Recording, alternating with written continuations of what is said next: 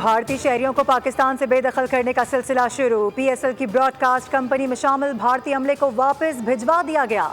Broad cost company کے 23 ارکان کو واگا بارڈر کے راستے پاکستان سے نکالا گیا۔ حکومت نے بھارتی شہریوں کو فوری پاکستان چھوڑنے کی ہدایات کی تھیں۔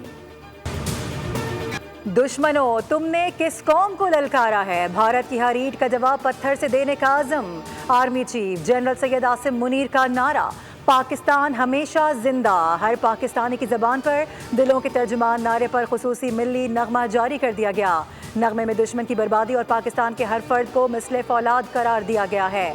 بھارتی صوباؤں کو لوہے کے چنے چبوانے کے لیے ہمیشہ کی طرح پاکستان کی غیور قوم متحد ہے۔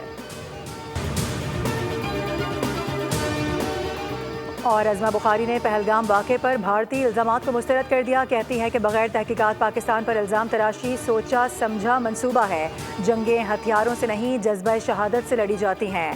عظمہ بخاری کی جعفر ایکسپریس حملے کی مثال دیتے ہوئے بھارت کے دوہرے معیار پر بھی تنقید۔